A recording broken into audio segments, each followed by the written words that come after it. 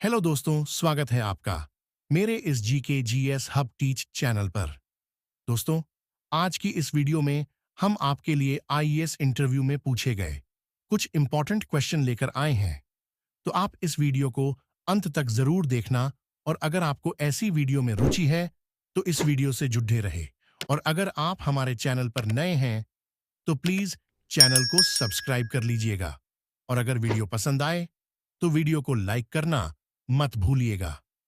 तो चलिए, बिना किसी देरी के इस वीडियो को शुरू करते हैं। एग्जामिनर कैंडिडेट से प्रश्न पूछते हैं, चांद पर सबसे पहले पानी की खोज किस देश ने की थी?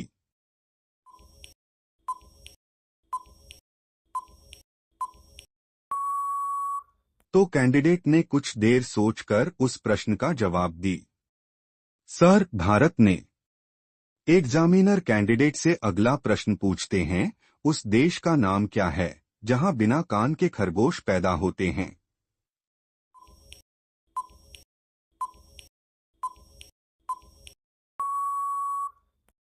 तो कैंडिडेट ने कुछ देर सोचकर उस प्रश्न का जवाब दी। सर, जापान में। एग्जामिनर कैंडिडेट से अगला प्रश्न पूछते हैं, नागरिकों सेवाओं के प्रतियोगिता परीक्षा प्रणाली को सिद्धांततः कब स्वीकार किया गया?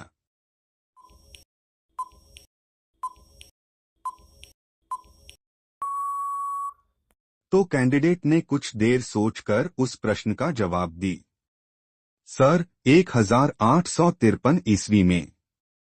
एग्जामिनर कैंडिडेट से अगला प्रश्न पूछते हैं, देश का सर्वोच्च शौर्य पुरस्कार परमवीर चक्र सर्वप्रथम किसे दिया गया था?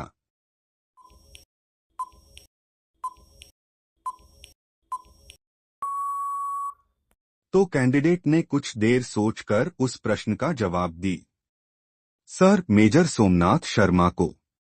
एग्जामिनर कैंडिडेट से अगला प्रश्न पूछते हैं, नीली क्रांति मुख्य रूप से किस उत्पाद का उत्पादन बढ़ाने पर केंद्रित है?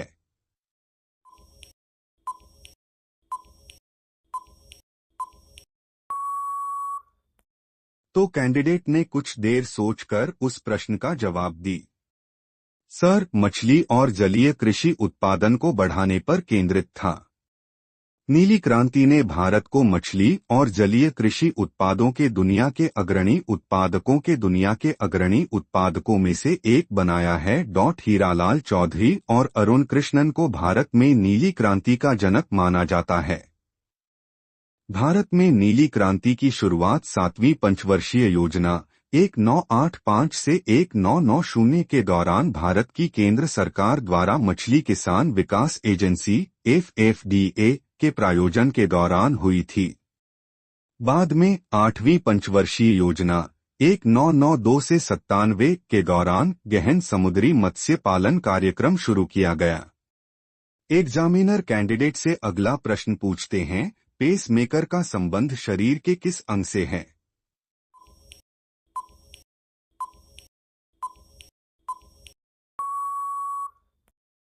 तो कैंडिडेट ने कुछ देर सोचकर उस प्रश्न का जवाब दी। सर, हृदय से। एग्जामिनर कैंडिडेट से अगला प्रश्न पूछते हैं, मगध पर शासन करने वाला प्रथम गैर क्षत्रिय वंश कौन सा था?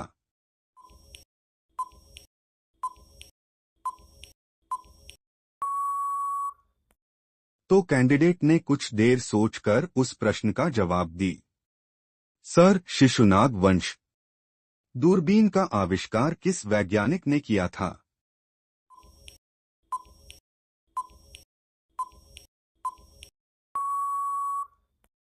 तो कैंडिडेट ने कुछ देर सोचकर उस प्रश्न का जवाब दी। सर, गैलीलियो ने।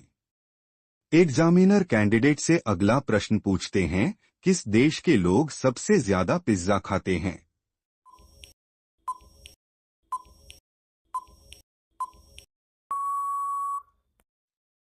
तो कैंडिडेट ने कुछ देर सोचकर उस प्रश्न का जवाब दी। सर, अमेरिका देश के लोग। एग्जामिनर कैंडिडेट से अगला प्रश्न पूछते हैं, दुनिया का सबसे छोटा युद्ध कितने समय तक चला था?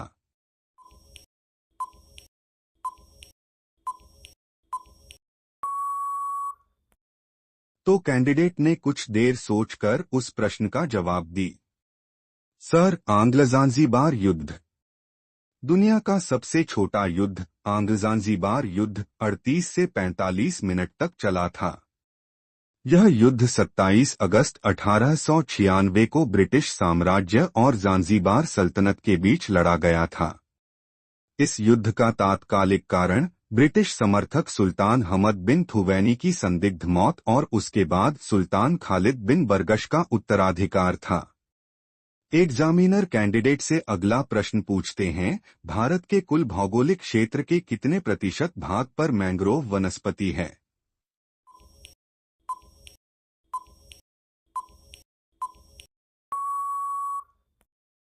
तो कैंडिडेट ने कुछ देर सोचकर उस प्रश्न का जवाब दी। सर, 0.14%।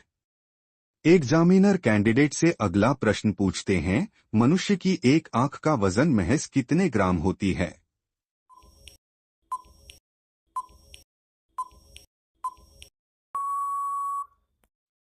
तो कैंडिडेट ने कुछ देर सोचकर उस प्रश्न का जवाब दी। सर, महज 8 ग्राम का। एग्जामिनर कैंडिडेट से अगला प्रश्न पूछते हैं, किस देश को मिनी पंजाब के नाम से भी जाना जाता है?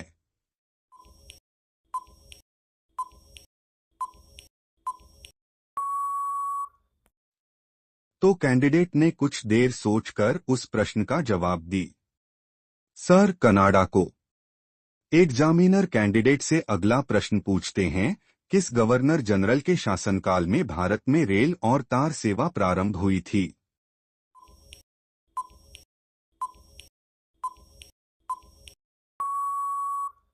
तो कैंडिडेट ने कुछ देर सोचकर उस प्रश्न का जवाब दी। सर, लॉर्ड डलहौजी के शासनकाल में। एग्जामिनर कैंडिडेट से अगला प्रश्न पूछते हैं, कौन सा जानवर पानी पीने के बाद मर जाता है?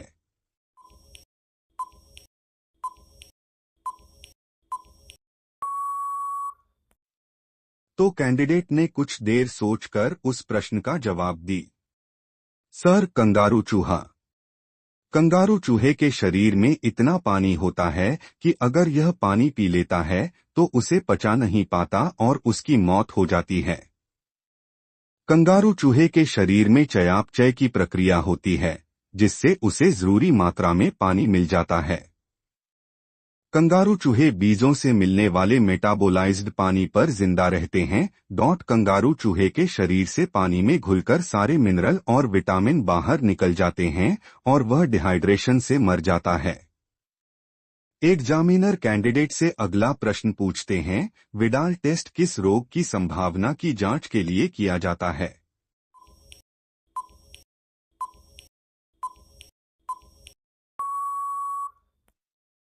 तो कैंडिडेट ने कुछ देर सोचकर उस प्रश्न का जवाब दी। सर, टाइफाइड जांच के लिए।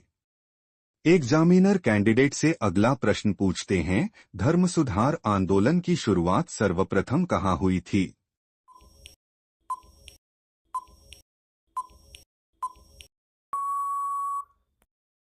तो कैंडिडेट ने कुछ देर सोचकर उस प्रश्न का जवाब दी।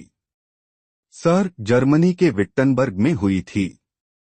एग्जामिनर कैंडिडेट से अगला प्रश्न पूछते हैं, स्वतंत्रता मेरे जन्मसिद्ध अधिकार है और मैं इसे लेकर रहूंगा, किसने कहा था?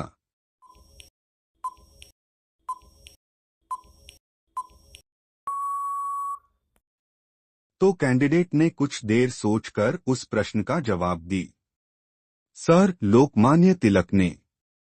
एग्जामिनर कैंडिडेट से अगला प्रश्न पूछते हैं, आनुवांशिकता के नियमों का प्रतिपादन किसने किया था?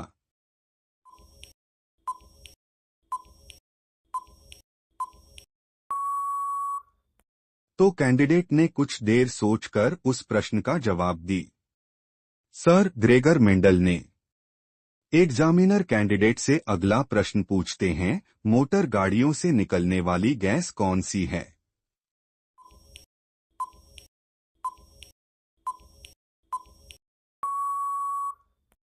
तो कैंडिडेट ने कुछ देर सोचकर उस प्रश्न का जवाब दी। Sir, carbon monoxide. मोटर गाड़ियों से निकलने वाली गैसों में कार्बन मोनोऑक्साइड को सबसे ज्यादा होती है। यह एक जहरीली गैस है और वायु प्रदूषण का कारण बनती है। यह गैस रंगहीन, गंधहीन और स्वादहीन होती है। यह ऑक्सीजन से थोड़ी कम घनी होती है। यह प्राकृतिक गैस, गैसोलीन या लकड़ी जैसे कार्बन युक्त ईंधन के अधूरे दहन से बनती है। मोटर वाहनों के अलावा बिजली संयंत्रों, जंगल की आग और भस्मक से भी कार्बन मोनोऑक्साइड निकलती है। करीब 35 भाग प्रति मिश्रण से ज्यादा होने पर यह जानवरों और इंसानों के लिए जहरीली होती है। यह लाल रक्त कोशिकाओं की ऑक्सीजन क्षमता को प्रभावित करती है। एग्जामिनर कैंडिडेट से अगला प्रश्न पूछते हैं, सुभाष चंद्र बोस को किसने सबसे पहले नेताजी कहकर संबोधित किया था?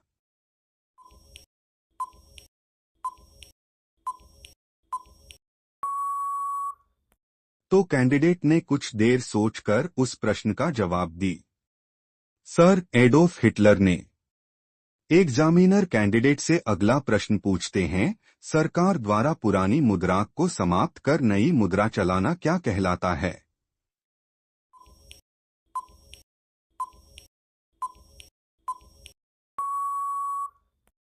तो कैंडिडेट ने कुछ देर सोचकर उस प्रश्न का जवाब दी।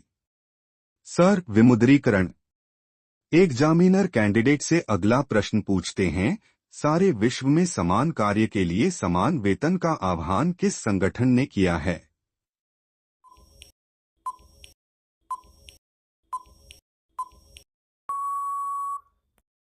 तो कैंडिडेट ने कुछ देर सोचकर उस प्रश्न का जवाब दी। सर अंतर्राष्ट्रीय श्रम संगठन ने। एग्जामिनर कैंडिडेट से अगला प्रश्न पूछते हैं, समुद्र की गहराई नापने के लिए कौन सा उपकरण प्रयोग किया जाता है?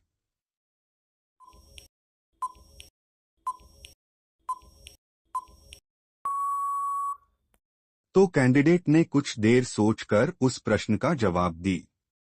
सर फेदोमीटर से। एग्जामिनर कैंडिडेट से अगला प्रश्न पूछते हैं, मोमबत्ती बुझाकर जन्मदिन क्यों मनाया जाता है?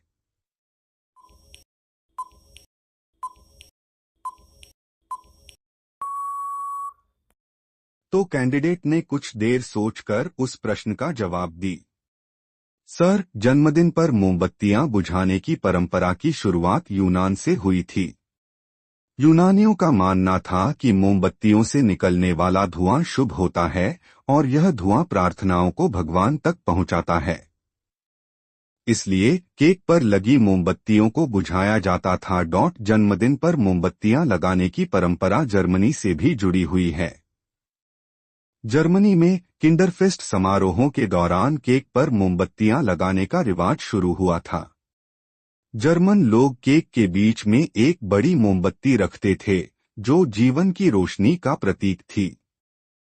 मेरे इस वीडियो को देखने के लिए आपका बहुत बहुत धन्यवाद और साथ ही इस GKGS हब टीच चैनल को सब्सक्राइब कर वीडियो को लाइक शेयर करना न भूले। धन्यवाद।